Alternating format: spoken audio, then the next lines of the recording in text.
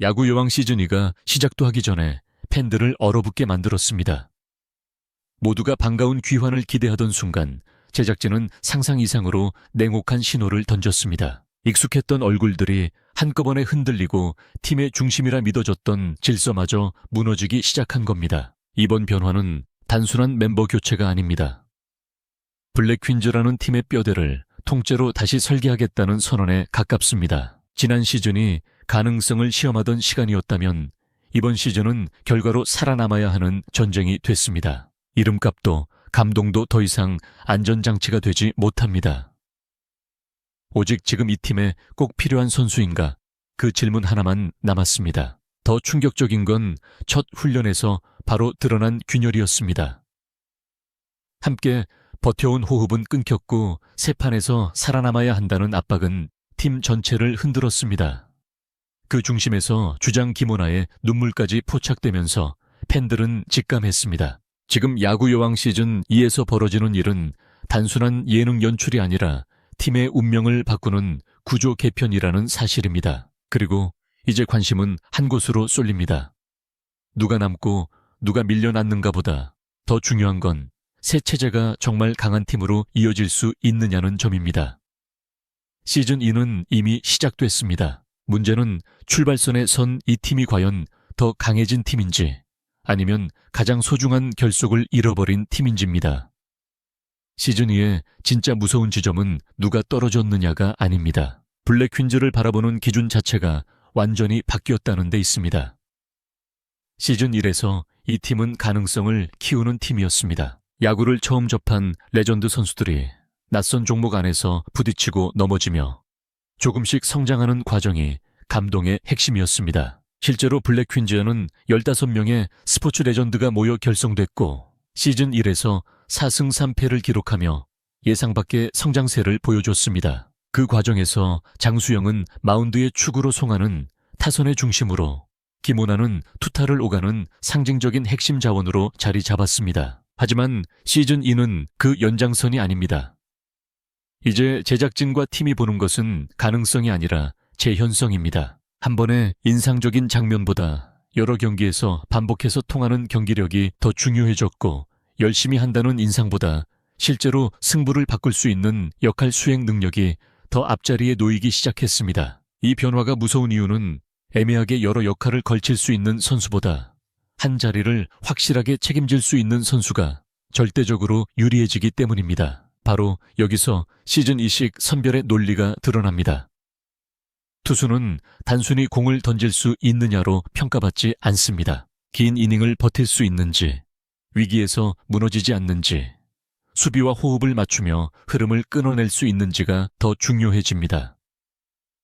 타자 역시 안타 숫자만으로는 부족합니다. 찬스에서 점수를 만들어낼 수 있는지, 흐름이 끊겼을 때 다시 공격을 살려낼 수 있는지, 압박이 커질수록 집중력이 유지되는지가 핵심이 됩니다. 결국 시즌2는 실력의 총량보다 역할의 선명도를 보는 시즌이 된 것입니다. 그래서 이번 개편은 잔인해 보이지만 동시에 매우 계산적입니다. 비슷한 역할을 하는 선수가 여러 명이면 더 확실한 카드만 남기겠다는 뜻이기 때문입니다. 감정적으로 보면 냉정한 정리처럼 보이지만 구조적으로 보면 팀의 효율을 높이기 위한 압축입니다. 문제는 이런 식의 압축이 언제나 전력을 강화하는 방향으로만 작동하지는 않는다는 점입니다. 숫자상으로는 더 강한 팀처럼 보여도 실제 그라운드에서는 기존 호흡이 끊기고 책임의 무게가 특정 선수들에게 과도하게 쏠릴 수 있기 때문입니다. 결국 시즌2의 첫 문장은 이렇게 정리할 수 있습니다. 블랙퀸즈는 더 강해지기 위해 바뀐 것이 아니라 더 냉정해지기 위해 먼저 바뀌었습니다. 그리고 그 냉정함이 어떤 결과를 낳을지는 이제부터 드러나게 됩니다. 첫 훈련 분위기가 흔들렸다는 대목이 중요한 이유는 전력 변화의 충격이 숫자가 아니라 공기에서 먼저 드러나기 때문입니다. 블랙퀸즈는 시즌 1 내내 실수와 패배를 겪으면서도 함께 버티는 방식으로 성장해온 팀이었습니다. 그런데 시즌 2에 들어와 그 연결고리가 갑자기 약해지면 선수들은 기술보다 먼저 심리에서 흔들리게 됩니다. 누가 내 옆을 지켜줄지, 내가 지금 맡아야 할 책임이 어디까지인지, 이 가장 기본적인 감각부터 흐려지기 시작하는 것입니다. 실제로 팀 스포츠에서 조직력이 무너질 때 가장 먼저 보이는 장면은 화려한 실책이 아닙니다. 서로 눈치를 보느라 스타트가 박자 늦어지고 애매한 타구 앞에서 누가 먼저 처리할지 순간적으로 멈칫하며 마운드와 수비 사이의 호흡이 끊기면서 평범한 상황도 불안으로 번지는 것입니다. 겉으로 보면 작은 흔들림처럼 보이지만 이런 장면이 반복되면 팀은 금세 자신감을 잃습니다. 그리고 새 체제가 들어서는 시점에는 이런 미세한 균열이 훨씬 더 빠르게 커집니다. 바로 그 지점에서 주장 김오나의 존재가 더 무겁게 다가옵니다. 주장은 단순히 분위기를 잡는 선수가 아닙니다. 흔들리는 팀의 기준점을 붙들어야 하는 사람입니다. 그런데 기존의 틀이 무너지고 생존 경쟁이 강해질수록 그 부담은 몇 배로 커집니다. 누군가는 살아남았고 누군가는 밀려났다는 현실이 팀 안에 남아있는 한 리더는 전술보다 먼저 감정을 수습해야 합니다. 그래서 눈물은 약함의 표시가 아니라 구조적 충격을 가장 먼저 받아낸 사람의 반응일 수 있습니다. 문제는 이런 혼란이 단지 초반 적응 과정으로 끝날 수도 있지만 반대로 시즌 전체를 흔드는 시작점이 될 수도 있다는 점입니다. 팀이 새 방향을 택할수록 선수들은 더 빠르게 자기 역할을 확신해야 합니다. 그런데 역할은 분명해졌는데 신뢰는 아직 회복되지 않았다면 그 팀은 강해진 것이 아니라 더 쉽게 흔들리는 팀이 됩니다. 시즌2 블랙 퀸즈가 지금 서 있는 자리가 바로 여기입니다. 더 날카로운 팀이 되려 했지만 그 대가로 가장 중요한 결속력이 시험대에 오른 것입니다. 결국 첫 훈련의 어색함은 사소한 에피소드가 아닙니다. 그것은 시즌2가 안고 출발한 가장 위험한 경고음입니다. 전력을 압축하는 데는 성공했을지 몰라도 하나의 팀으로 다시 묶어내는 데 실패한다면 이번 개편은 강한 선택이 아니라 성급한 선택으로 기록될 수 있습니다. 이제부터 더 중요해지는 질문은 누가 실력이 더 좋으냐가 아닙니다. 누가 이 팀에서 가장 대체하기 어려운 존재인가 하는 점입니다. 시즌2의 개편이 냉정하게 느껴지는 이유도 바로 여기에 있습니다. 눈에 띄는 장면을 한번 만들어내는 선수보다 여러 상황에서 팀의 구조를 지탱할 수 있는 선수가 훨씬 더 높은 가치를 갖기 때문입니다. 가장 먼저 봐야 할 이름은 김오나입니다. 김오나는 단순히 주장이라서 중요한 선수가 아닙니다. 공격에서는 중심축으로, 수비에서는 팀의 기준점으로 기능해 온 선수입니다. 누군가가 흔들릴 때 흐름을 붙잡고 결정적인 순간에는 직접 책임을 떠안는 유형의 선수입니다. 이런 자원은 기록 한 줄로는 다 설명되지 않습니다. 팀이 무너질 때 가장 마지막까지 버티는 선수, 바로 그런 의미에서 김오나의 존재감은 절대 가볍지 않습니다. 송가의 가치는 더 분명합니다. 송가는 단순히 타격이 좋은 선수가 아닙니다. 한 번의 스윙으로 분위기를 뒤집을 수 있는 몇 안 되는 카드입니다. 시즌이 길어질수록 이런 유형의 타자는 점점 더 중요해집니다. 공격이 답답할 때 한 번의 균열을 낼 수 있기 때문입니다. 상대가 가장 경계하는 선수라는 말은 곧 우리 팀이 가장 의지하는 선수라는 뜻이기도 합니다. 장수영은 설명이 필요 없는 축입니다. 팀이 팽팽한 흐름 속으로 들어갈수록 결국 경기를 붙잡는 건 마운드입니다. 그리고 장수영은 바로 그 마운드의 무게를 견딜 수 있는 선수입니다. 단지 공이 빠르거나 제구가 좋다는 차원이 아닙니다. 위기에서 버틸 수 있고 팀 전체를 안정시키며 경기의 리듬을 다시 세울 수 있다는 점이 중요합니다.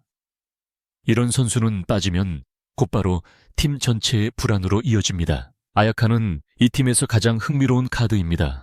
왜냐하면 아야카의 가치는 한 포지션으로 묶이지 않기 때문입니다. 필요할 때는 투수로 또 다른 상황에서는 포수나 수비의 연결축으로 기능할 수 있는 선수는 팀 운영의 폭을 넓혀줍니다. 시즌2처럼 효율과 구조가 중요해진 환경에서는 이런 다기능 자원의 가치가 훨씬 더 커집니다.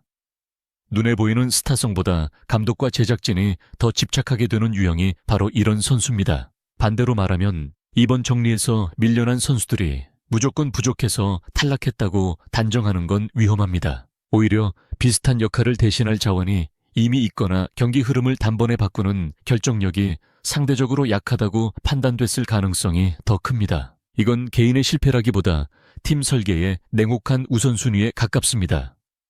그래서 이번 시즌 2는 더 잔인합니다. 잘하는 선수만 남는 것이 아니라 남겨야 할 이유가 가장 선명한 선수만 버티는 구조로 바뀌었기 때문입니다. 결국 시즌 2의 생존 기준은 실력 그 자체가 아니라 구조적 가치입니다.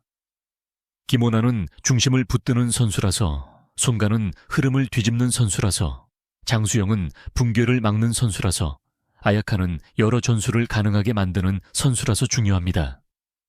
이 네 축이 버티는 동안 팀은 다시 만들어질 수 있습니다. 하지만 이 축마저 흔들리기 시작하면 시즌 2의 개편은 리빌딩이 아니라 해체로 보이게 될 것입니다. 결국 야구여왕 시즌 2의 성패는 탈락자 명단이 아니라 새 체제가 얼마나 빨리 하나의 팀으로 굳어지느냐에 달려 있습니다. 이번 발표가 팬들에게 큰 충격으로 다가온 이유도 바로 여기에 있습니다.